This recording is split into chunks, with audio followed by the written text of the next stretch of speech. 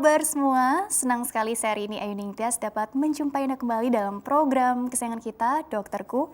Disiarkan langsung dari studio El Sinta TV dan 95,7 FM Fit Radio Semarang.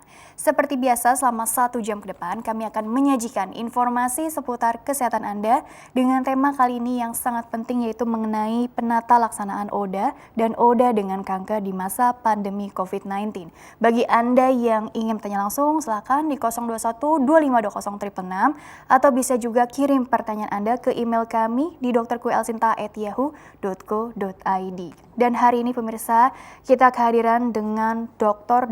Haridana Indah Setiawati Mahdi, SPPD KAI Finasim M Biomed. Beliau adalah dokter spesialis penyakit dalam, konsultan alergi imunologi dari Pusat Kanker Nasional Rumah Sakit Kanker Darmais Jakarta. Kita sapa dulu Dokter Indah yang sudah hadir di samping saya tentunya. Assalamualaikum warahmatullahi wabarakatuh, dokter. Waalaikumsalam warahmatullahi wabarakatuh. Kabar baik ya? Alhamdulillah, selamat pagi semua. Salam sehat Indonesia. Terima Alhamdulillah, kasih. berjumpa dengan Dokter Indah. Hari ini mau membahas seputar penata laksanaan ODA dan ODA dengan kanker di masa pandemi COVID-19. Begitu ya, Dok. Aku sebagai orang awam begitu ya, terus terang kan belum tahu banyak nih mengenai ODA, sehingga aku sangat tertarik untuk menggali ilmu dokter nih selama 1 jam nanti untuk juga sama-sama kita belajar gitu ya, Dok ya, bersama pemirsa mengenai apa sih itu ODA, apalagi ini tata laksana ODA dengan kanker di masa pandemi COVID-19.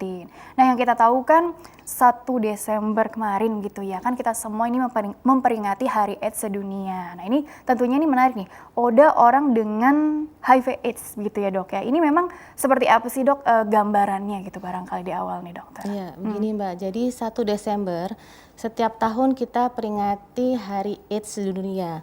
Mengapa kita peringati? Supaya untuk mencegah atau menurunkan angka kematian karena HIV AIDS. Orang dengan HIV AIDS ini memang semakin hari bukan semakin sedikit, tapi jumlahnya semakin banyak, Mbak. Dan cara penularan HIV itu adalah yang paling banyak sekarang adalah melalui hubungan seksual. Entah itu dari suami ke istri atau heteroseksual, terus kemudian lelaki sesama lelaki, terus setelah itu dari transfusi, walaupun sekarang sudah sangat jarang sekali, dan dari ibu hamil yang tidak diobati HIV-nya ke anaknya. Oh, gitu, jadi cara penularannya itu beragam gitu ya, Dok Iya, ya. betul. Tapi HIV ini sendiri gitu, kepanjangan dari apa, dokter? HIV itu adalah suatu virus namanya Human Immunodeficiency Viral. Dia itu menyerang kekebalan tubuh manusia gitu. Jadi karena kekebalan tubuh kita diserang oleh virus HIV, lama-lama semakin lemah, bahkan bisa sampai kekebalan kita itu bisa sampai 0. Jadi nggak punya kekebalan. Akibatnya penyakit yang sudah ada dalam badan kita itu bisa muncul. Misalnya kalau kita suka makan di luar, misalnya makan yang tidak bersih, muncul diare, muncul jamur, itu salah satu gejalanya juga. Diare yang berkepanjangan, tambah kurus, terus kemudian demam yang kok nggak turun-turun, kemudian diperiksa ke dokter, dibilang demam berdarah atau tipes. Ya karena ternyata HIV. Terinfeksi HIV. Betul, iya itu. Jadi diare, tambah kurus, batuk nggak berhenti-berhenti, infeksi kulit, terus kemudian ada infeksi menular seksual juga, ada herpes, itu yang gejala yang sering, Mbak. Karena kan ini menyerang sistem kekebalan tubuh Betul, manusia ya. itu ya, jadi lama-lama jadi menurun, tapi bisa sampai yang zero gitu ya, sama Betul, sekali tidak ada kekebalan gitu ya, betul, Dok ya. iya. Kaitannya dengan AIDS sendiri ini apa, dokter?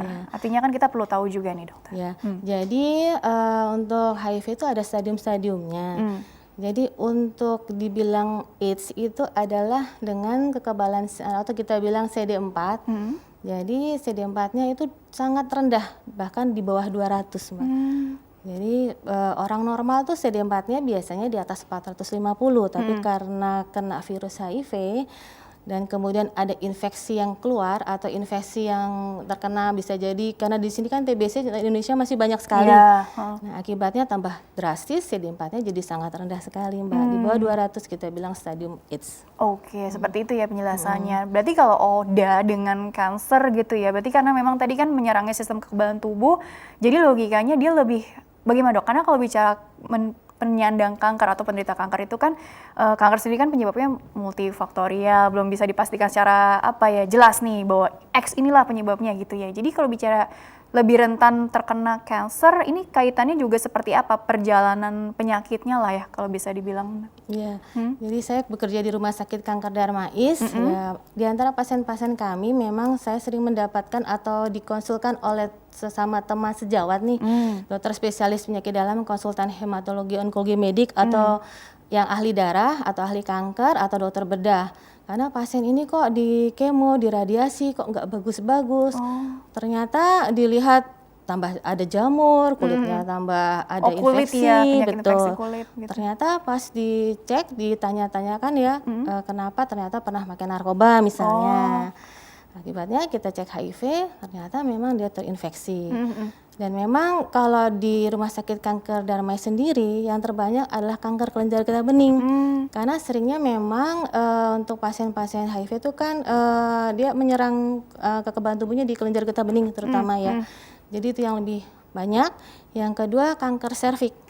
Ya. Di perempuan nih banyak. Betul, ya. apalagi kalau berganti-ganti pasangan.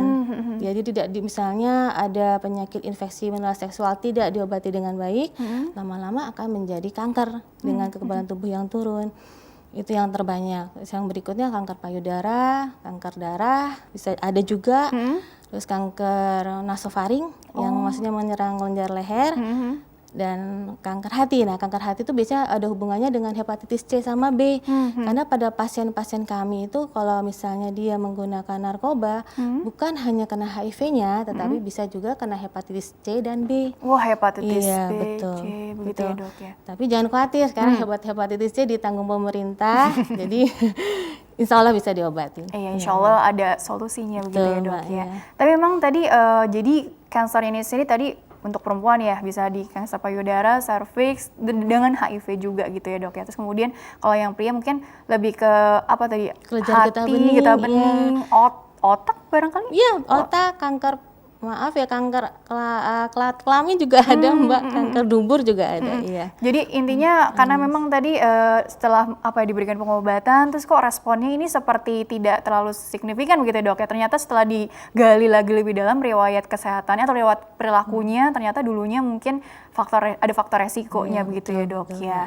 Nah berarti kalau bicara, apalagi ini di tengah pandemi COVID-19 ini, nah ini maksudnya apa nih? Jadi PR ini jadi lebih Dok ya, double gitu ya Dok ya. Kurang lebih seperti apa sih Dok situasinya juga, karena kan apa memang tadi situasinya lagi daya tahan tubuh lagi pada berkurang sehingga jadi angka kejadiannya juga jadi jauh lebih meningkat belakangan ini atau bagaimana? Di Darmais sendiri seperti apa Iya, Dokter? betul banget. Jadi teman-teman yang orang dengan HIV AIDS itu di mana kita mengetahui stigma dan diskriminasinya juga masih tinggi ya. Jadi ya itu tadi banyak yang takut berobat.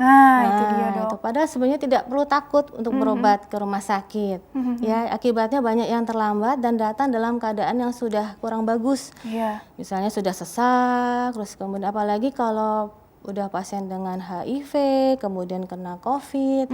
Karena ada beberapa pasien saya yang juga kena COVID. Ya Allah. HIV dengan COVID, ya kasihan sekali. Jadi karena ketakutan untuk berobat, padahal sebenarnya tidak perlu seperti itu. Kalau mereka minum obatnya benar, bahkan mereka punya kekebalan yang lebih bagus dari kami yang tidak terinfeksi HIV sebenarnya, karena mendapat antivirus gitu.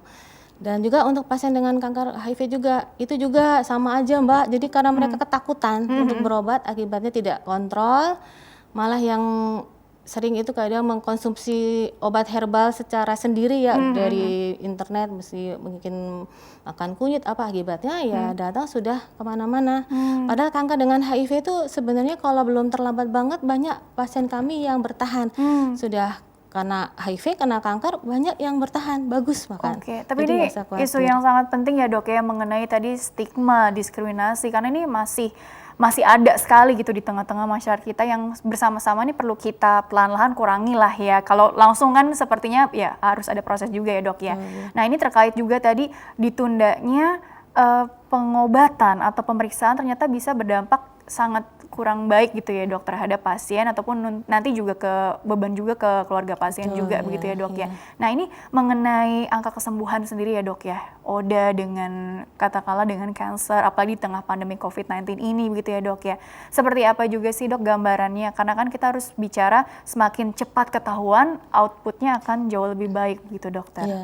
Jadi kalau misalnya pasien HIV apalagi kekebalan tubuhnya bagus, CD4-nya sudah di atas 200 bahkan 500 bahkan ya bahkan ada yang sudah 1000. Itu lebih tinggi dari orang normal ya. Dan harus kemudian kena kanker, apalagi stadium dini, misalnya stadiumnya itu masih di bawah stadium 4. Itu dikalakukan kemo, radiasi bahkan operasi, memang CD4-nya akan turun tapi tidak banyak. Ya akhirnya ya karena cepat ya, alhamdulillah sampai saat ini bagus, tidak ada sel-sel kanker di badannya, jadi bersih Mbak. Terdeteksi lebih awal begitu betul, ya dok ya? terdeteksi lebih awal, mendapatkan pengobatan ARV lebih awal, kemudian penata laksanaan kemo radiasinya pun juga lebih awal, jadi memang jauh lebih baik. Jadi jangan khawatir, jangan takut, jangan berobat kemana-mana, jadi berobat medis saja. Oke dokter, kita jeda dulu sebentar ya, nanti dilanjutkan di segmen selanjutnya untuk lebih detailnya lagi, nanti ada slide presentasi juga kali ya dari dokter ya. Oke, baiklah pemirsa, jangan kemana-mana, tetaplah bersama kami akan kembali sesaat lagi.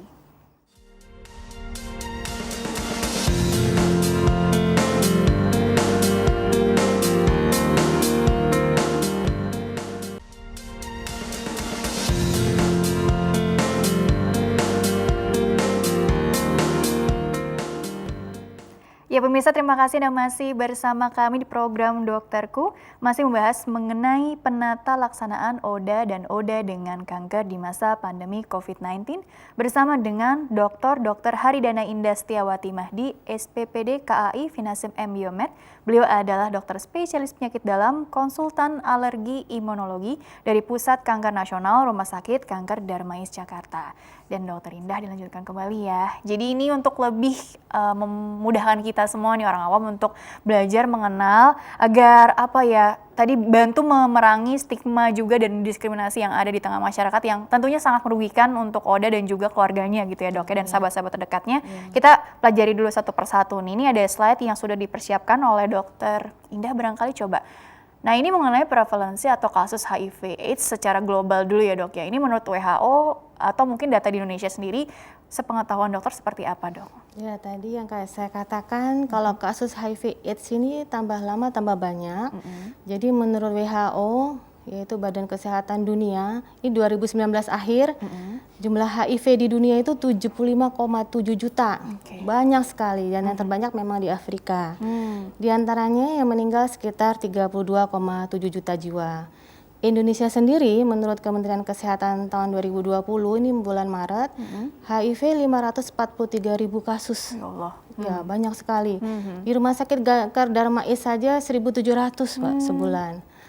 Sedangkan penularan yang terbanyak, ini saya lihat yang terbanyak adalah yang dari hubungan seksual 70%. Terus kemudian kalau narkoba sudah mulai menurun 3,37%, karena memang dari Kementerian Kesehatan sendiri memang gencar sekali ya tentang pemakaian jarum yang suntik yang steril dan sebagainya. Sedangkan juga umurnya yang terbanyak adalah usia produktif. Iya ya, 25 sampai 49 tahun, sekitar 70,4%.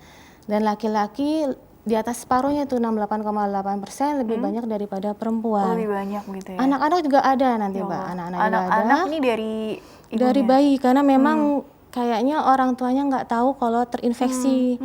Gitu, yang kasihan tuh yang di daerah pedesaan, yang dibantu bidan, yang tidak tahu ya, karena di sana kan memang mungkin pemeriksaan HIV-nya, karena kalau di Jakarta sendiri atau di kota besar, semua ibu hamil pasti dicek HIV, hepatitis C dan B, gitu. Atau memang tadi kan tidak tahu, tidak dilakukan pemeriksaan secara detail, tidak ada gejala, bisa jadi nggak dok? Sebenarnya ada, mungkin tidak ngeh kali ya, atau bagaimana itu dokter? Untuk kasus-kasus yang mungkin di pedalaman atau ya, karena ketidaktahuan bisa jadi, atau mungkin mereka merasa saya nggak apa-apa, diare-diare nggak apa-apa, oh mungkin memang saya makannya sedikit atau salah makan, berat badan saya tambah turun ya, biasanya begitu karena ketidaktahuan mereka ya Mbak ya. Terus kemudian dia menikah, istrinya hamil, istrinya ketularan, tidak dikasih obat antivirus, terus melahirkannya karena tidak dapat obat antivirus, melahirkannya kemudian melahirkan ya mohon maaf mungkin masih ada di dukun bayi ya, ya terus kemudian akhirnya ya anaknya bisa terinfeksi. Oh, jadi tertular dari pasangan gitu ya dok. Betul Ya, kemudian banget, kalau Mbak. yang bayi-bayi anak-anak ini dari kecil dari baru dilahirkan karena dari ibunya ya. Betul sekali, Ya dari Allah, ibunya, miris sekali iya. ya. Tapi memang kenyataannya seperti itu ya dok ya, Iya, rata-rata betul. penularannya ya. Betul, Oke, Mbak. coba slide selanjutnya dulu. Tentang apa nih slide berikutnya? Tadi kan prevalensi ya dok ya, secara global dan bahkan di Indonesia tadi dokter sudah memberikan gambaran yang cukup detail ya. Bahkan cara penularannya sampai sejauh apa ya. Oke, nah ini di Indonesia nih sekarang. Dari tahun ke tahun, jadi memang tadi dokter sudah sempat mention sebelumnya ya, jadi lebih banyak dari hubungan seksual gitu ya Betul, dok ya. betul, Mbak, Nah mungkin bisa iya. digambarkan lagi dok, ini bahkan ada kota-kota terbanyak yang menyumbang, yang penyumbang terbesar ya bisa dibilang ya dok ya. Coba dok. Iya benar. Jadi dulu memang dari hubungan seksual, terus kemudian beralih lagi kasus narkoba dari narkoba suntik. Jadi jamaah jarum rame-rame gitu. Terus sekarang yang terbanyak memang dari hubungan seksual. Anak-anak juga memang tidak terlalu banyak, 5,7%. Yang mirisnya adalah 54% adalah ibu rumah tangga Ya yang Allah. tidak mengerti Ya apa-apa Allah. ketularan dari suaminya. Suaminya meninggal karena HIV, terus nggak dapat warisan ya terinfeksi HIV. Warisannya HIV begitu dok, Siap, astagfirullahaladzim. iya, Oke. iya. Tapi ini kota-kota terbanyak ya, ini sebagai gambaran Iya, aja ya dok Jawa ya. Timur, Jakarta, Papua juga masih banyak sebenarnya sih, tapi sudah mulai teratasi Jawa Barat dan Jawa Tengah. Tapi kasus-kasus kayak gini tuh bisa berganti Mbak, nanti 3 bulan beda lagi. Tapi rata-rata ya daerah-daerah ini. Rata-rata ini ya dok betul, ya. betul. Oke. Untuk pengetahuan saja ya. Oke, Iya. coba slide berikutnya lagi. Nah, ini Nah, tadi di Rumah Sakit Kanker Darmais sendiri Iya. tadi bagaimana dok? ya, jadi kanker pada HIV itu jadi memang pasien HIV juga seperti pasien yang lain bisa juga kena penyakit kanker. Dan memang rata-ratanya juga usia muda ya, yang terbanyak karena tadi laki-laki dan jenis kankernya itu limfoma itu kanker kelenjar getah bening. Ini penelitian juga ada bersama dengan teman saya Dr. Sri, spesialis penyakit dalam ahli darah, kanker serviks, ini dengan dokter kebidanan juga, dokter Yusuf dan kawan-kawan, 14,8%, ya tadi itu kanker paru, kanker otak, kanker hati, bahkan kanker lidah, Oh ya Allah. kanker darah, kanker payudara, dan ya itu tadi kanker nasofaring, Nasofaring dan iya, testis ya leher tadi dan ya. testis, iya, betul. Oke. Dan ini jangan khawatir kalau datang dengan stadium dini, segera diobatin dan kemudian mendapat antivirus, ya alhamdulillah banyak yang sembuh kankernya. Datang dengan stadium dini yang seringkali kan belum ada gejala yang apa ya dok ya, spesifik gitu dok terkadang. Iya, kadang kalau limfoma ini gampang ada benjolan, Mbak. Teraba ya Betul, biasanya ya. kalau kanker serviks misalnya perdarahan. Sebenarnya kalau itu mereka memang ada gejala, cuman kadang memang kalau yang mengerti memang segera diperiksa. Oh, mungkin Gitu, ada Mbak. rutin pemeriksaan ya, Betul, jadi ketahuan iya. dari situ juga begitu Betul ya dok banget. ya. Iya, betul Oke, sekali, Mbak. coba saat selanjutnya lagi, itu gambaran tadi ya kondisi di Pusat Kanker Nasional Siap, nih, seperti itu loh. Nah, ini tata laksana HIV dan kanker. Iya. Ini kan ada 4 poin ya dok ya. Kelihatan ya dok ya dari sini ya dok ya. Bisa kelihatan. Kecil-kecil nih. Ya, jadi kalau pasien itu lebih awal, kemudian dapat antivirus juga lebih awal, kekebalan atau CD4-nya juga jadi lebih bagus di atas 200 atau bukan stadium AIDS, bisa dilakukan kemoradiasi.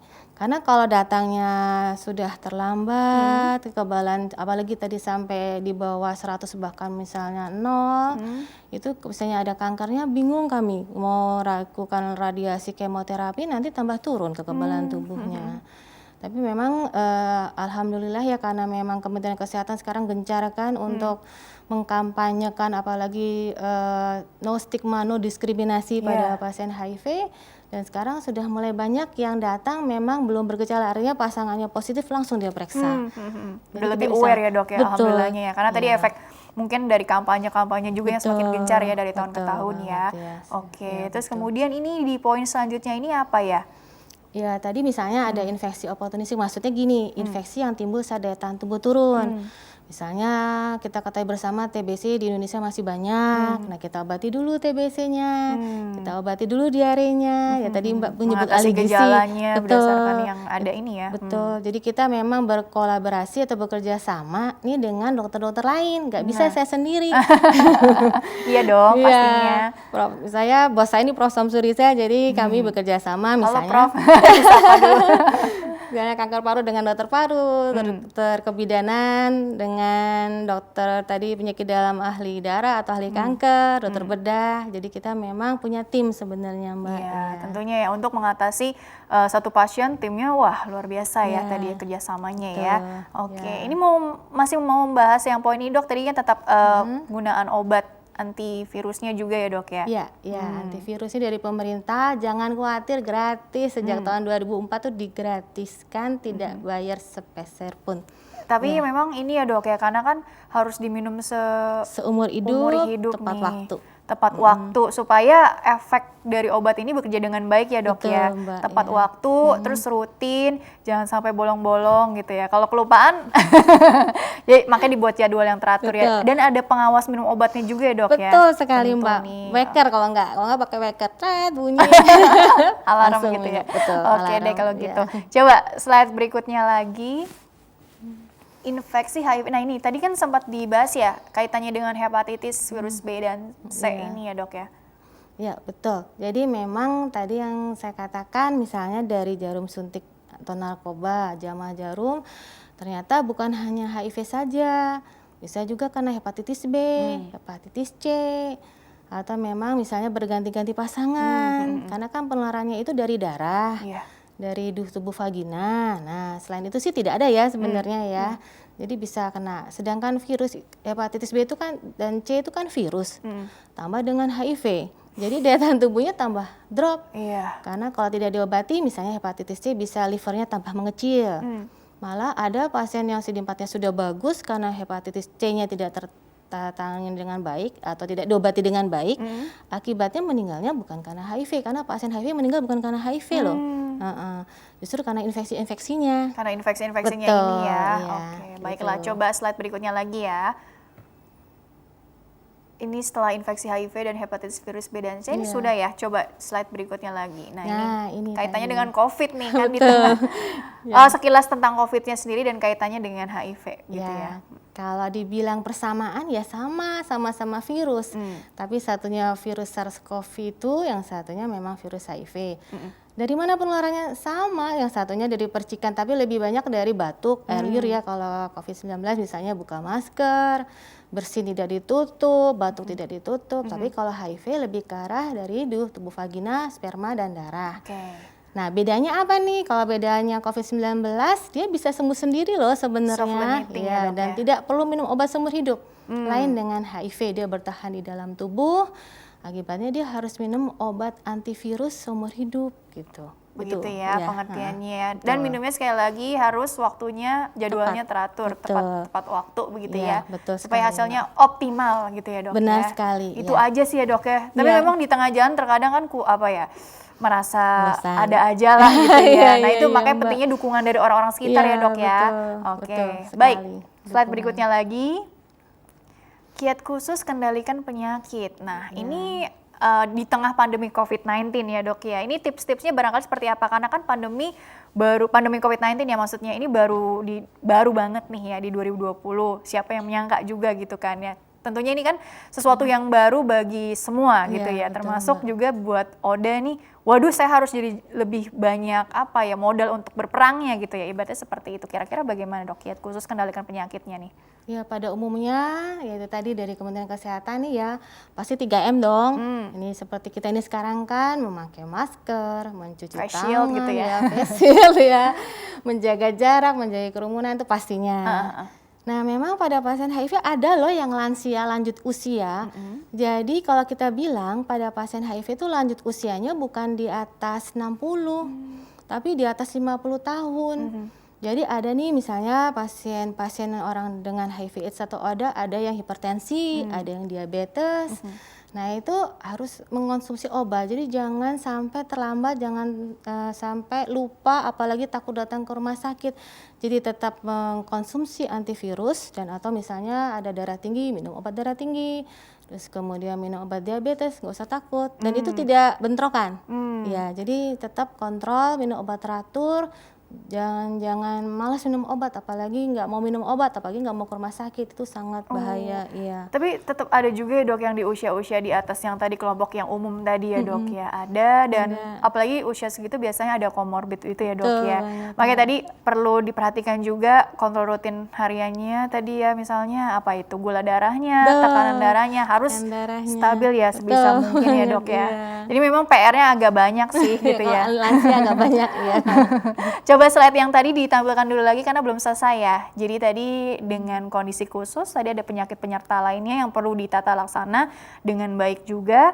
Coba slide yang tadi. Nah, Oke, kelanjutannya bagaimana dok? Yang Tidak memakai jelas. narkoba, iya. Tidak harus. minum alkohol, iya. Vaksin, nah vaksin apa yang mungkin dianjurkan untuk meningkatkan imunitas juga dok? Kami dari Satgas Vaksinasi Dewasa sebenarnya dari rumah sakit dari Prof Samsu juga ya, RSCM, Rumah Sakit Kanker Darmais juga sudah punya vaksinasi untuk orang dengan HIV/AIDS. Memang dianjurkan yang vaksin yang rekombinan, artinya vaksinnya bukan vaksin hidup. Jadi vaksinnya yang vaksin mati. Tapi efektivitasnya pasti efektif di atas 90%. Seperti misalnya nih vaksin flu setahun sekali dan itu murah kok vaksin flu.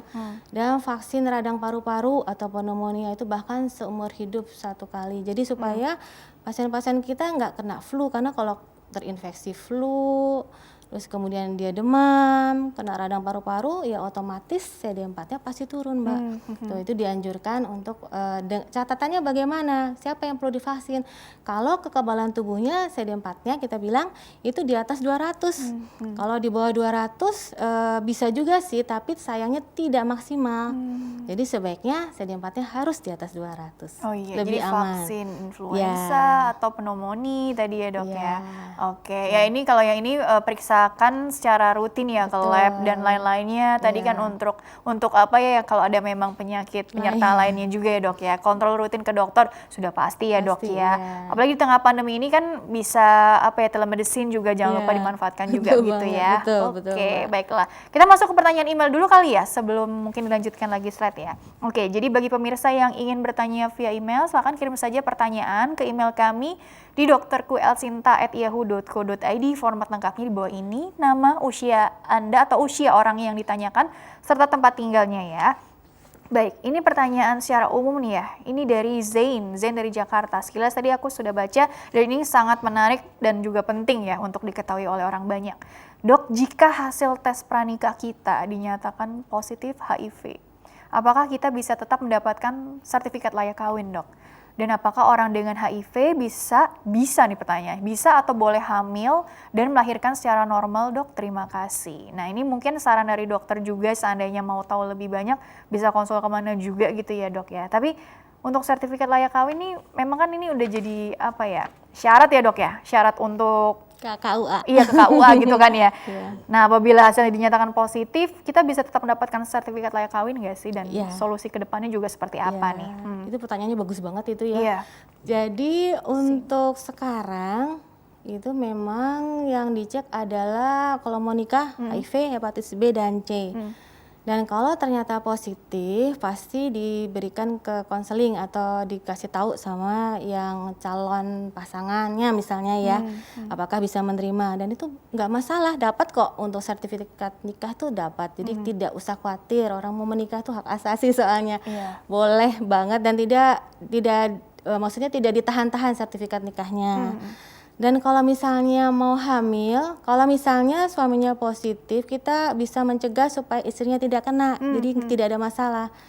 Bagaimana caranya? Caranya kalau mau kalau mau menghamili, nah si suami ini pasangannya CD4-nya harus bagus.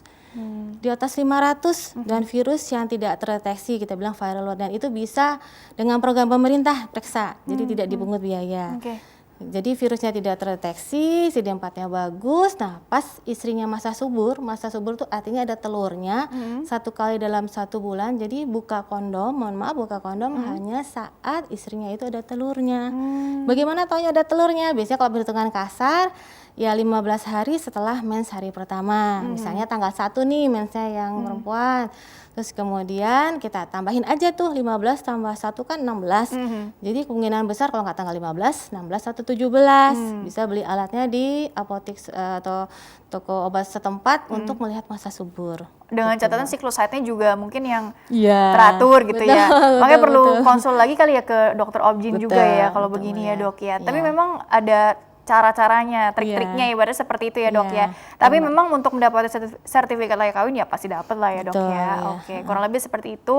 Jadi tidak perlu khawatir. Nah tapi ini ngomong-ngomong gini dok, kan ada juga yang ini sifatnya rahasia nggak sih Oh, gitu iya, ya. Ada iya. yang bagaimana ya bicaranya ya. Jadi mau periksa tapi takut dengan hasilnya, terus bagaimana khawatirnya pasangannya nanti malah jadi gak jadi nikah gitu misalnya. Kan sering jadi apa ya kekhawatiran juga ya dok ya. Ini mungkin sekedar apa ya edukasi dari dokter deh atau mungkin gambaran aja supaya kita jadi berpikiran semakin terbuka begitu dok. Iya, betul. Menyikapi kasus-kasus yang seperti ini nih untuk persiapan nikah harus dites HIV-nya segala macam. Iya, Kira-kira iya. seperti apa itu dokter? Ini kasus pasien saya aja ya. Jadi pasien-pasien kami ini yang mau menikah memang pertamanya galau memang, Dok kasih tahu nggak ya? Saya bilang dalam suatu pernikahan tidak boleh yang ditutup-tutupi Mas Oh, atau iya. Mbak.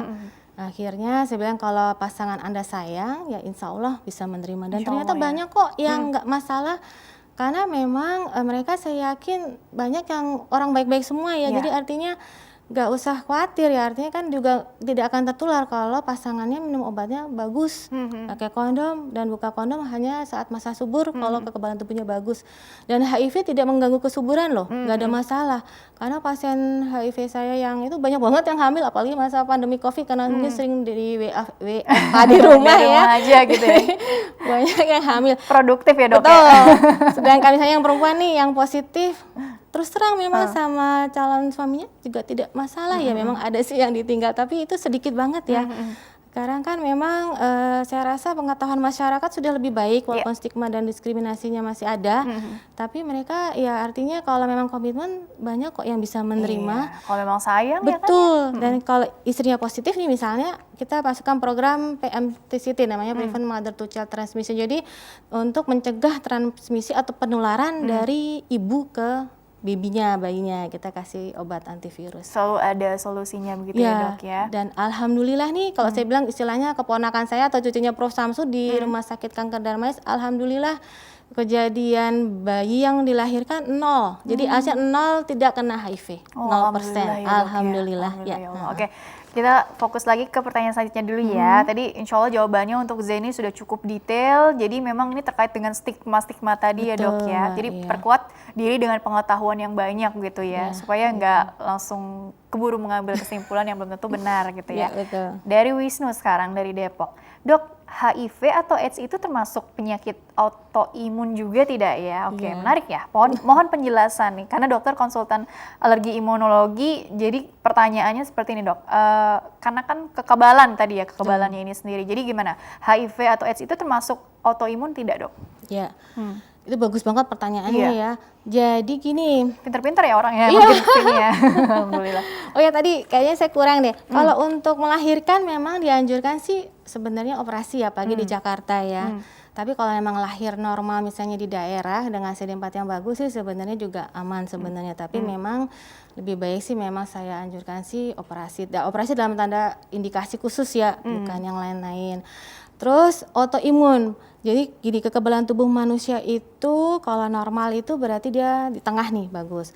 Kalau kekebalan tubuhnya turun, kita bilang adalah defisiensi atau kekurangan. Bisa dalam keadaan yaitu kena virus atau kanker, itu CD4-nya juga bisa turun. Jadi CD4 turun tuh bukan berarti harus HIV loh. Suka orang, CD4 turun HIV, bukan. Bisa juga ada TBC atau kanker. Dan kalau yang tinggi yaitu autoimun. Jadi untuk pasien HIV atau HIV AIDS itu bukan autoimun. imun. Tapi ada juga Mbak, pasien saya yang karena dikasih ARV kekebalan tubuhnya lebih bagus dari kami, sampai 1000 ternyata dia punya bakat autoimun, akhirnya dia kena lupus. Jadi lupus dengan HIV dalam keadaan CD4 yang tinggi. Tapi itu kasusnya sangat jarang sekali. Jadi kurang lebih seperti itu ya Mas Wisnu betul. ya. Oke dokter, kita jeda dulu sebentar kalau begitu ya, nanti dilanjutkan di segmen terakhir ya. Oke, baiklah pemirsa, jangan kemana-mana, tetaplah bersama kami akan kembali setelah pesan-pesan berikut ini.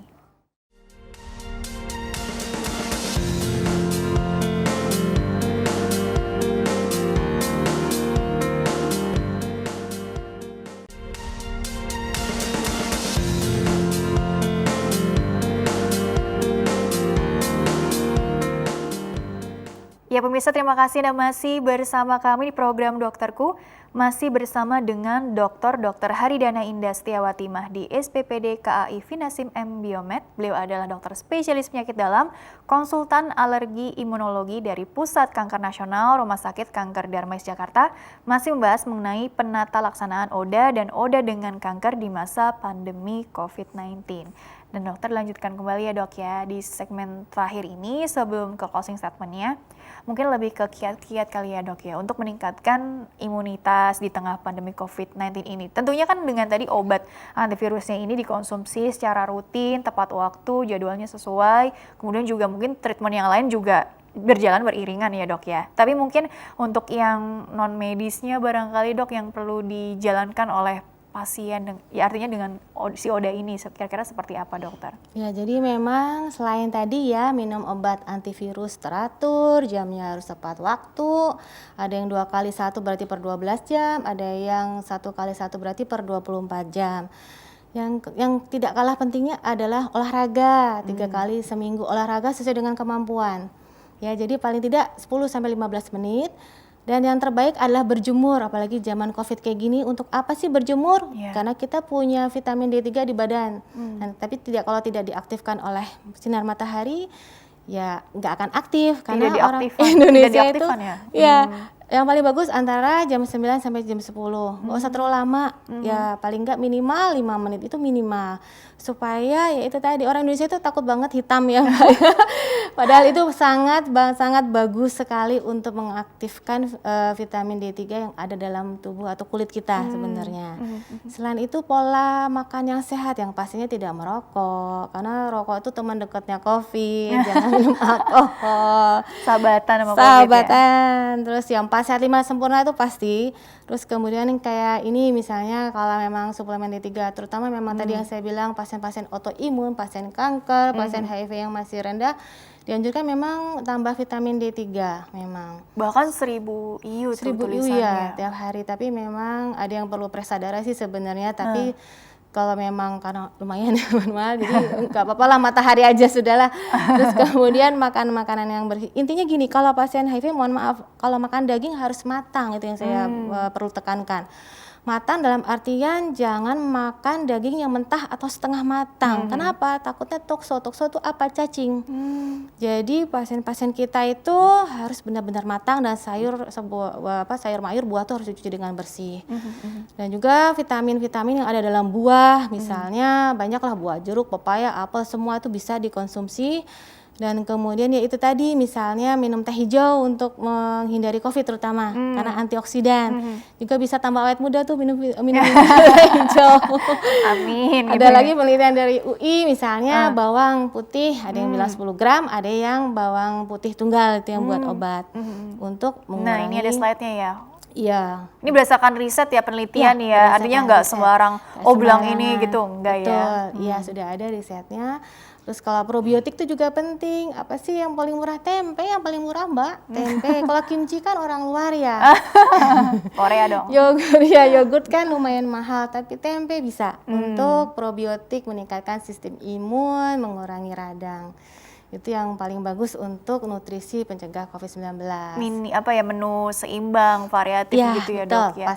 Sebenarnya ini kan seperti yang Kemenkes bilang ya Pak, cerdik gitu ya dok ya. Jangan lupa itu ya dok ya. Betul, Mbak. Terus kalau untuk begini dokter, karena ini kan namanya pengobatan itu kan jangka panjang ya dok ya. Tentunya butuh support nih dari orang-orang gitu ya. Mungkin kalau dokter bisa sharing nih dok ya di Dharmais sendiri, mungkin juga ada komunitas apa saja sih gitu. Jadi peran dari masyarakat luas gitu ya dok ya untuk bantu mengurangi stigma juga diskriminasi tadi yang syukur-syukur nggak ada gitu ke depannya. Apalagi mungkin target pemerintah 2000 berapa? Oh 30 gitu ya dok ya. Ini juga seperti apa nih jadi harapan bersama juga, tapi tentunya kita butuh arahan gitu ya dok ya. Saran dari dokter sendiri seperti apa untuk? Ya betul, jadi di Dharmais sendiri kita punya dukungan teman sebaya, bisa dari perawat sendiri, bahkan dokternya yang mengedukasi maupun dari LSM, Lembaga Swadaya Masyarakat. Mereka sangat aktif ya, artinya kalau pasiennya misalnya yang tidak kontrol kita telepon. Kalau dulu belum COVID kita bisa datangin ke rumahnya ya. Jemput bola dong Jemput ya bola, dok, betul, betul banget Mbak. Ke puskesmas juga kita cari kemana ini pasiennya, kenapa kok tidak datang, apakah masalah biaya, apa yang bisa kita bantu. Jadi sedapat mungkin supaya itu tadi mengurangi angka kesakitan dan kematian akibat HIV, dan mereka rata-rata tidak ada rasa apa ya, mohon maaf ya, rasa jijik atau ngeri ketularan, karena ketularannya dengan pegangan tangan. Sebelum COVID aja cipika-cipiki pun tidak masalah gitu loh. Tapi kalau COVID ya pastinya itu tidak mungkin. Tidak mungkin. Jadi tidak ada masalah karena memang targetnya Kementerian Kesehatan itu 2030 yaitu ya itu tadi ya 90% semua pasien sudah dapat obat antivirus, 90%, terus kemudian dilakukan pemeriksaan viral load dan 90% ya rata-rata semuanya tidak terdeteksi. Bahkan kalau perlu nih 0%, artinya tidak ada penularan lagi, tidak ada pasien HIV lagi. Iya Mbak. Gitu ya. Iya. Apalagi dengan kondisi kanker tentunya kan betul. mungkin juga teman-teman dari komunitas yang sudah menjadi apa ya istilah survivor gitu ya bisa. Kan nggak dibayar loh Mbak. Iya. Luar biasa mereka itu. Artinya sangat ini luar kan biasa. kita berempati lah ya gitu ya dok ya. Artinya di luar komunitas pun masyarakat luas tadi bantu memerangi stigma ini sendiri begitu ya dok. Dengan meningkatkan awareness kita terhadap ini isu yang sangat penting, ini menjadi tanggung jawab kita bersama begitu ya dok ya. Kurang lebih seperti itu. Dukungan dari orang-orang sekitar tentunya sangat penting ya dok ya. Oke dokter, karena waktunya juga yang mohon maaf terbatas begitu ya. Jadi sebetulnya kesimpulan yang bisa dokter sampaikan atau take home message-nya gitu ya. Apalagi tadi ada target kedepannya seperti ini loh gitu ya. Jadi apa yang bisa dokter berikan apa ya benang merahnya lah untuk kita semua mengenai penata laksanaan ODA dan ODA dengan kanker di masa pandemi COVID-19 ini. Silakan dokter. Jadi teman-teman ODA khususnya tolong ya minum obat yang benar, tepat waktu, jangan takut untuk ke rumah sakit ya, karena itu akan meningkatkan kekebalan tubuh teman-teman sekalian. Dan untuk masyarakat, saya mohon hindari stigma dan diskriminasi. Jauhi penyakitnya, tapi bukan orangnya. Itu aja Mbak. Penutupnya bagus sekali ya dok ya.